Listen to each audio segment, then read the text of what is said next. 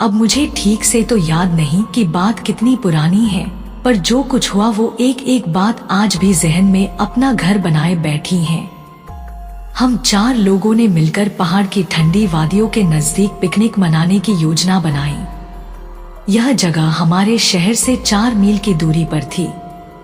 यह जगह हिमालय के नजदीक के जंगलों के पास थी, पहाड़ियों से भरी हुई जगह। सर्दियों की शुरुआत होने के कारण कम मात्रा में बर्फ पड़ रही थी। उस रात को चांद पूरा निकलने वाला था और हम जानते थे कि इससे वहां का दृश्य और भी सुंदर होगा। इस सफर में मैं, राजेश, मनोज और विकास शामिल थे। हम लोगों ने कुछ बियर्स और कुछ नशे की चीजें अपने साथ में ली थी ताकि हम पूरी रात एंजॉय कर सकें। तकरीबन रात के 10 बज रहे थे जब हम निकले। जिस जगह हम जा रहे थे वह एक मनोरंजन की जगह थी जहां पर लोग मजे कर सकते थे, कैंप लगा सकते थे और वहां पर पास में एक छोटी सी नदी में नाव चला सकते थे। उस जगह जाने के लिए हमें मेन रोड को छोड़ना था। सब कुछ सही चल रहा था। चांद की रोशनी इतनी थी जिससे कि रोड और आसपास की चीजें साफ दिखाई दे रही थी। हमने एक जगह पर कार को पार्क किया। राजेश ने सिगरेट जलाई और मेरी ओर बढ़ा दी। हम दोनों आगे वाली सीट पर बैठे थे। मनोज और विकास पीछे वाली सीट पर बैठे हुए थे। जैसे ही मैं सिगरेट पीने वाला था कि तभी मैंने अपनी कार के सामने लगभग 20 मीटर की दूरी पर किसी चीज को हिलते हुए देखा। पहली बार देखने पर तो वो मुझे एक हिरण के जैसा लगा। मैं सीट में आराम से पसर कर बैठ गया, पर तभी मैंने उस चीज को अपनी कार के बाएं और आते हुए देखा। विकास भी यह जान चुका था कि कार के बाएं और कोई चीज तो है। वह बस पूछने ही वाला था कि क्या हो रहा है। तभी उसने उस चीज को गाड़ी के पीछे की ओर जाते हुए देखा। मुझे याद है कि मैंने मुश्किल से ही एक बार सिगरेट पी थी। विकास तो हम चारों में सबसे छोटा था। वो अभी 15 वर्ष का ही होगा। वो ना तो स्मोक करता है और ना ही कोई ड्रिंक करता है, और हमें इतना समय भी नहीं हुआ था कि हम यह काम कर सकते थे। हम सब चुपचाप बैठे हुए थे। हम दोनों ने कहा, क्या है वो? उन लोगों ने कहा, क्या? हम लोगों ने कहा कि बाहर कोई तो है। वो दोनों हंसने लगे, पर इसके बाद उन्होंने भी उस चीज को कार के दाईं ओर हिलते हुए देखा। उस समय मेरे रोंगटे खड़े हो गए और मुझे किसी अनहोनी के होने की आशंका हुई। वह फिर से हमारी कार के पास से गुजरा, पर पहले से काफी ज्यादा पास से। इस समय तक मैं चाहता था कि हम वहां से जल्द निकल चलें। हम सब पूरी तरह से डर चुके थे और हम जानना चाहते थे कि वह चीज क्या है। यह जो भी था एक बार फिर से हमारी कार के चक्कर लगाने लगा। जैसे ही यह हमारे कार के सामने आया, राजेश ने कार की हेडलाइट ऑन कर दी, पर जैसे ही लाइट उस जगह पर पड़ी वहां पर कोई नहीं था। कुछ सेकंड पहले तक वह वहीं पर था। जब राजेश ने एक बार फिर से कार की हेडलाइट ऑन की तो वह फिर से कार के बाएं ओर आ गया, पहले से भी बहुत ज्यादा पास में। हम नहीं जानते थे कि वह क्या था। इस समय तक विकास काफी ज्यादा डर चुका था और साथ में मैं भी। हम सभी राजेश पर चिल्लाए कि हम सबको यहाँ से निकालो। वह भी हमारी ही तरह डरा हुआ था। हम नहीं जानते थे कि वह क्या था। इस समय तक विकास काफी ज्यादा डर चुका था और साथ में मैं भी। हम सभी राजेश पर चिल्लाए कि हम सबको यहाँ से निकालो। वह भी हमारी ही तरह डरा हुआ था। उसने गाड़ी को स्टार्ट किया और आगे जाने की बजाय वह गाड़ी को रिवर्स में ले गया ताकि हम पीछे होते हुए उस जगह से मेन रोड पर पहुंच सकें। हम किसी तरह से चलते फिसलते हुए ऊपर चढ़ते हुए मेन रोड पर आ पहुंचे। हमने सोचा कि अब सब कुछ ठीक है, पर तभी मैंने अपनी जिंदगी की सबसे डरावनी चीज का अनुभव किया, जिसे शायद ही मैंने पहले कभी महसूस किया हो।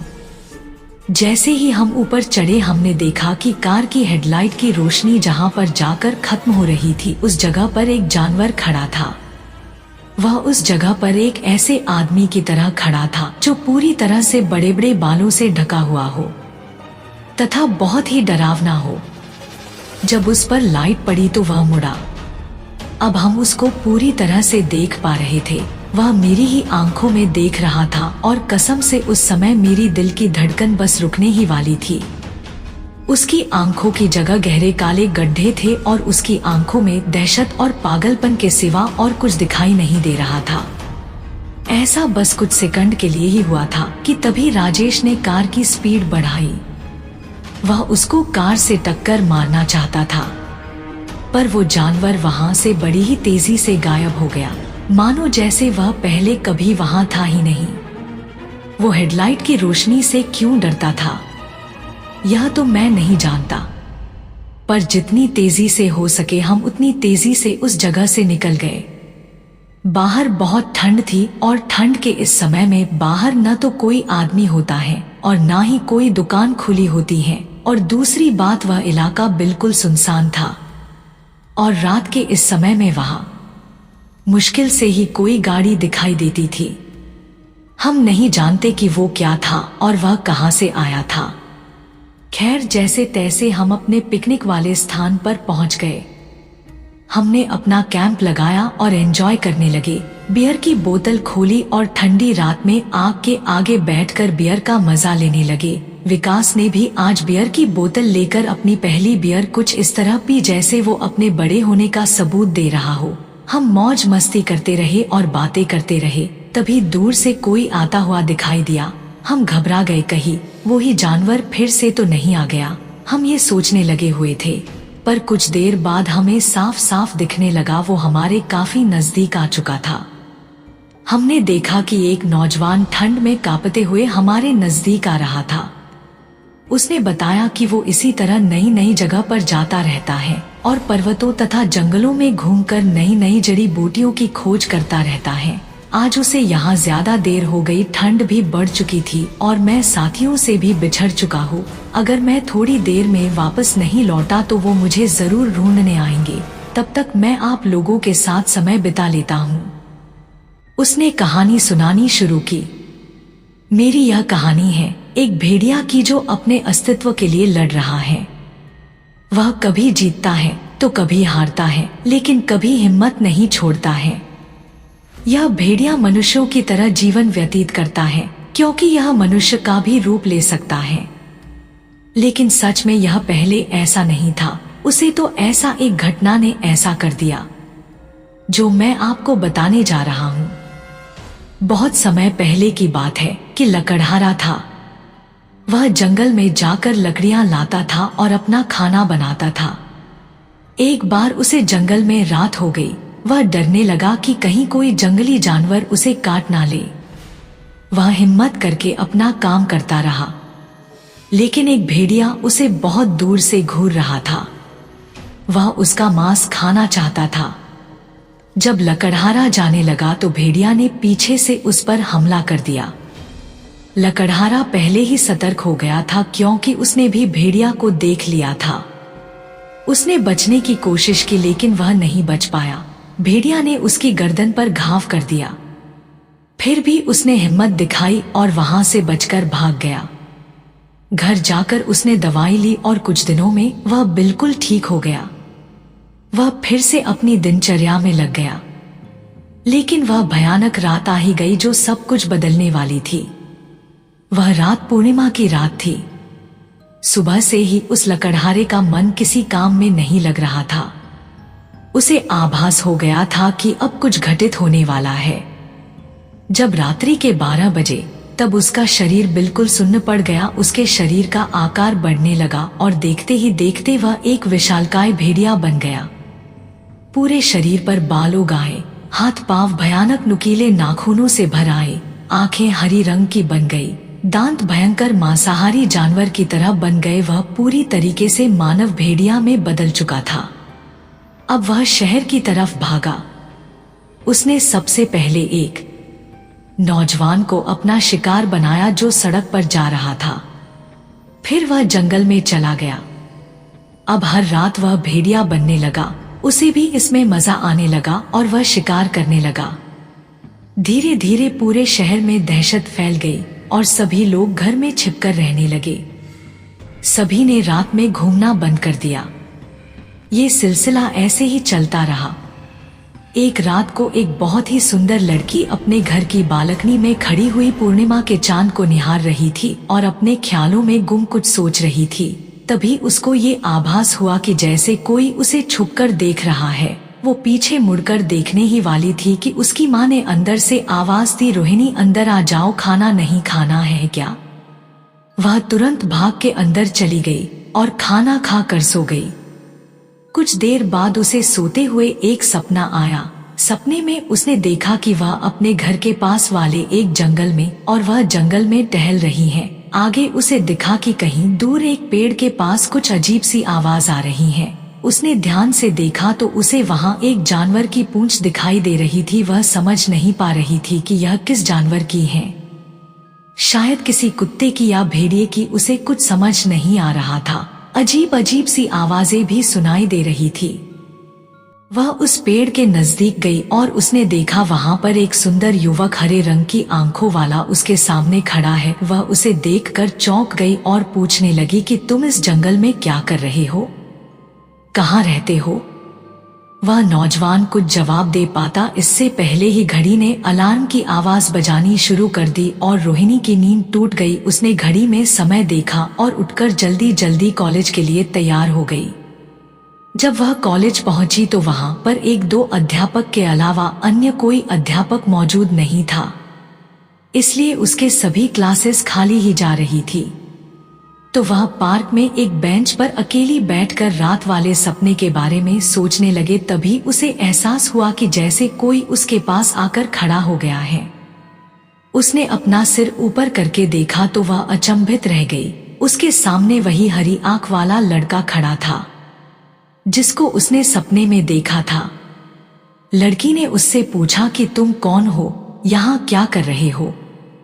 लड़के ने जवाब दिया कि मेरा नाम आकाश है, मैं इस शहर में नया आया हूँ, आज ही इस कॉलेज में एडमिशन लिया है, मेरा कोई दोस्त नहीं है।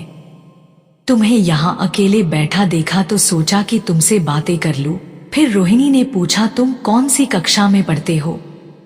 आकाश ने जवाब दिया कि मैं B.Com फर्स्ट ईयर का छात्र हूँ। रोहिणी झट से बोली, अरे मैं भी तो उसी क्लास में पढ़ती हूँ। फिर दोनों बातें करते रहे और कॉलेज की छुट्टी के बाद दोनों अपने अपने घर चले गए।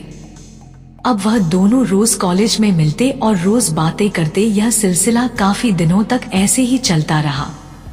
धीरे धीरे दोनों एक दूसरे के काफी नजदीक आ चुके थे। अब दोनों एक दूसरे को बहुत प्यार करने लगे थे। एक दिन रोहिणी अपने घर पर अकेली बैठी हुई बोर हो रही थी। उसने सोचा क्यों ना थोड़ी देर बाहर जंगल की ओर घूम कर आ जाऊं और वह जंगल की ओर घूमने निकल गई।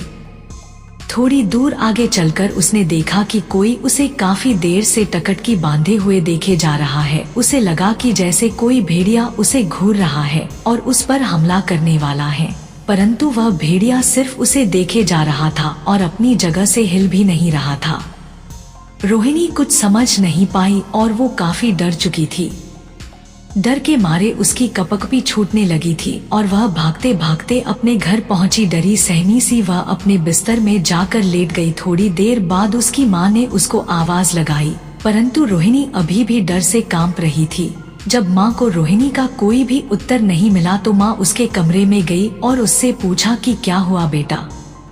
माँ देख चुकी थी कि वह डरी हुई है। रोहिणी माँ के गले लगी और जोर जोर से रोने लगी। रोते रोते उसने बताया कि माँ, हमारे पास वाले जंगल में बहुत ही भयानक भेड़िया है, बड़ी मुश्किल से अपनी जान बचाकर आई हूँ आज। माँ ने बोला तो घबरा मत, मैं अभी वन विभाग को फोन करके भेड़िए के बारे में बताती हूँ, वो उसको पकड़ कर ले जाएंगे या इसे कहीं और घने जंगल में दूर छोड़ आएंगे। फिर रोहिणी आंखें बंद करके सो गई।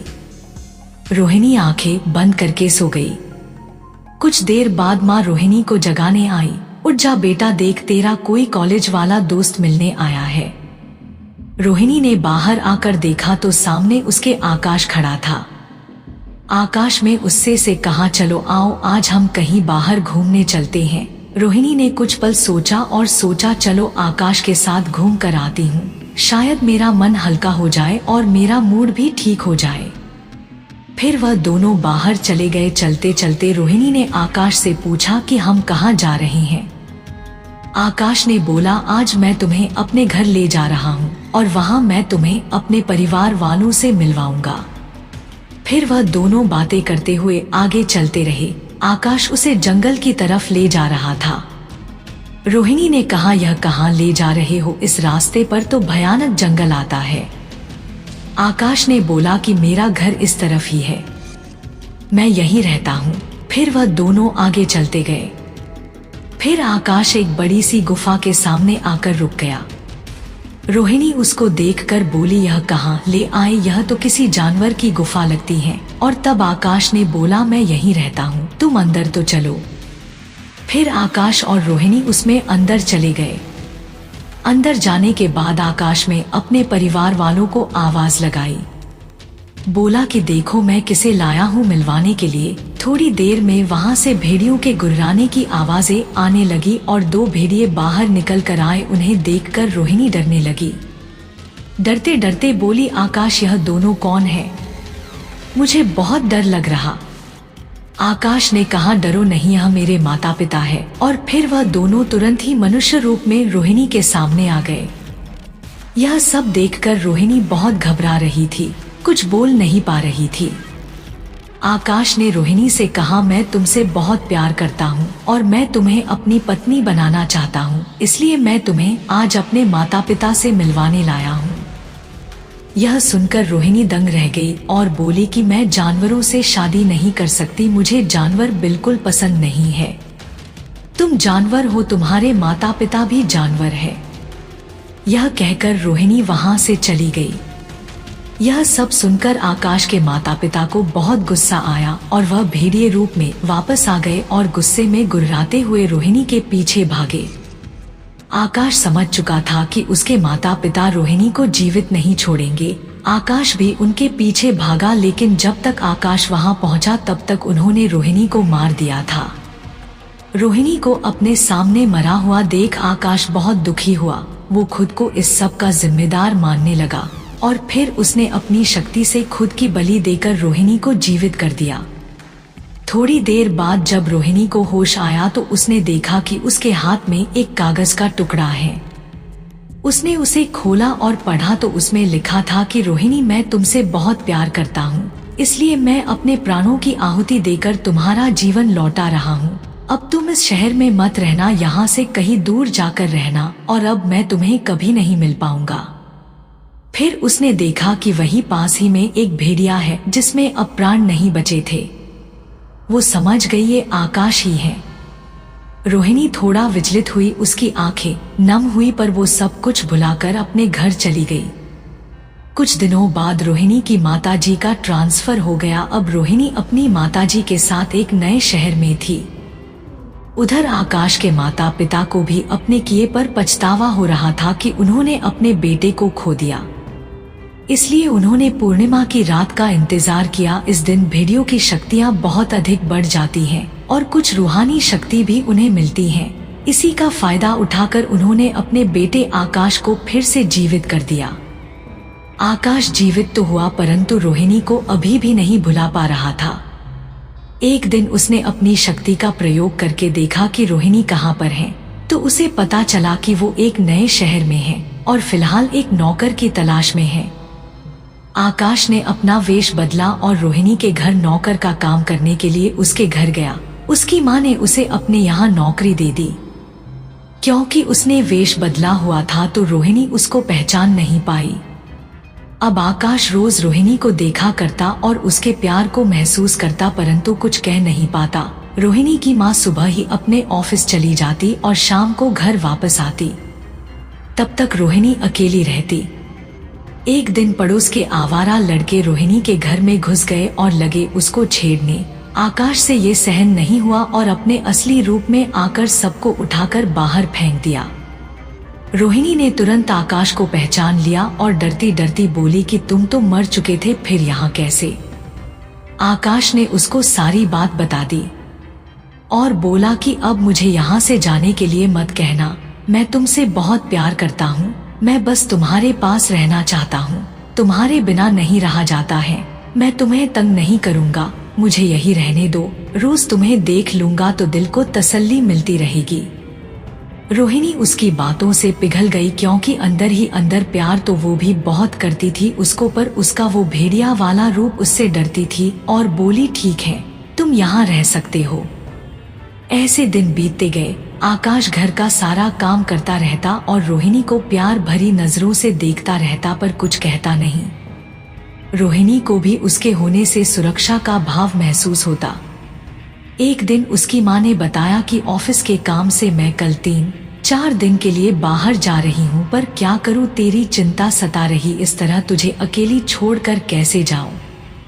रोहिणी बोली, माँ घबराओ नहीं, मेरी सुरक्षा के लिए हमारा ये नौकर है ना। मैंने तुम्हें बताया नहीं, एक दिन कुछ आवारा लड़के घर में घुस आए थे, तब इसने ही उनको बाहर उठाकर फेंका था और मेरी जान बचाई थी। ठीक है बेटी, अब मैं निश्चिंत होकर जा सकती हूँ, माँ बोली।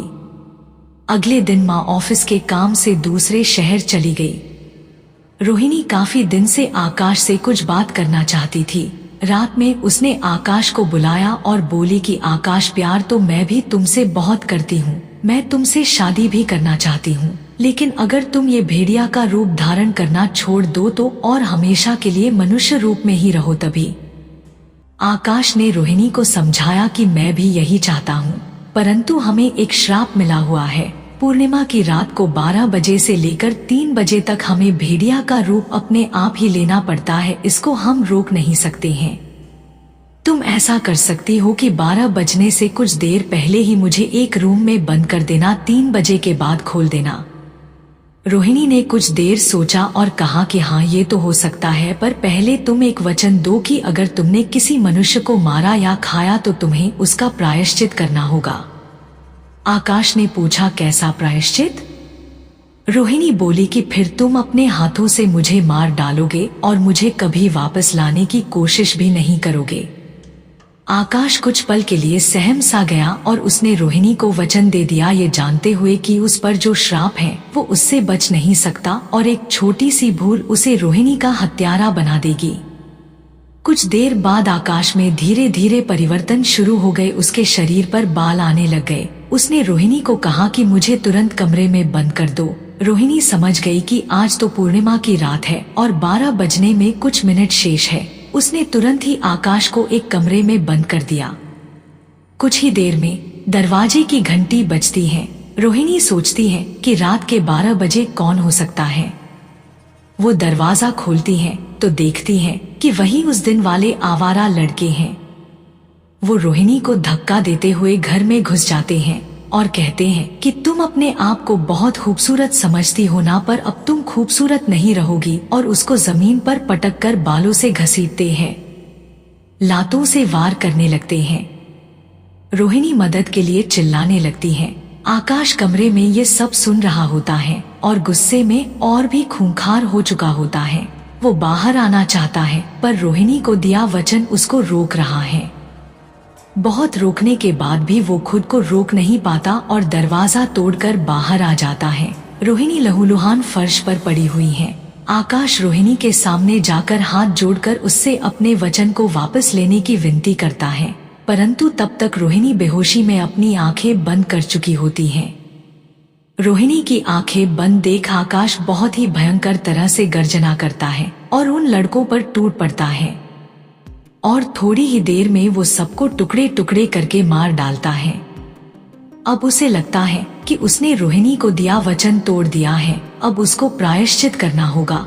लेकिन वो अभी रोहिणी के पास नहीं जाना चाहता है, क्योंकि वो भेड़िया मानव के रूप में है और यह रूप रोहिणी को भी नुकसान पहुंचा सकता है। लेकिन तब तक रोहिणी होश में आ जाती है। वह आकाश को समझाती है, पर आकाश को रोहिणी का वचन तोड़ने का बहुत गहरा आघात लग चुका था। उसे लगता है कि वो रोहिणी को दिए वचन को निभा नहीं पाया, उसने अपने प्यार का भरोसा तोड़ दिया है। रोहिणी उसे समझाने का प्रयास करती है। वो कहती है कि इसमें तुम्हारी कोई गलती नहीं है। वो कुछ नहीं समझता, जोर जोर से रोने लगता है और प्रायश्चित करने के लिए अपने ही हाथों से रोहिणी को मार डालता है और फिर बहुत ही भयंकर रूप से चांद को देखकर रोने लगता है। उसकी आवाज सुनकर सभी जानवर रोने लगते हैं। पूरा शहर उसकी गर्जना से थर्राने लगता है और फिर वो कहीं दूर जंगल में चला जाता है और फिर कभी किसी को नजर नहीं आता है। कहते हैं कि वो अभी भी रोहिणी की यादों में भटक रहा है और अब भी खुद को ही दोषी मानता है। पूर्णिमा की रात को वो खुद को कैद कर लेता है। अब उसने मनुष्य का भक्षण छोड़ दिया है। और इतनी कहानी सुनाने के बाद वह व्यक्ति रुक जाता है, चांद की ओर देखता है और कहता है कि रात बहुत हो चुकी है, शायद मेरे साथी मुझे ढूंढ रहे होंगे, मुझे चलना होगा। फिर मैंने घड़ी की ओर देखा, 12 बजने में कुछ ही मिनट बाकी थे, आधी रात होने वाली थी। इसलिए मैंने उससे कहा हमारे साथ यहीं रुक जाओ, सुबह चले जाना। वो हमें देखकर मुस्कुराया और अपनी हरी होती हुई आंखों से हमारी ओर देखते देखते जोरदार छलांग लगाकर वहां से गायब हो गया। और उसके इस तरह जाते ही मेरे दिमाग में केवल एक ही शब्द याद आता है, मानव भेड़िया, वेयरवुल्फ। उस जगह पर बहुत सी ऐसी ही मानव भेड़िए को देखे जाने वाली घटनाएं हुई हैं। और सच बताऊं तो अब मैं उस जगह पर कभी नहीं जाना चाहता हूँ।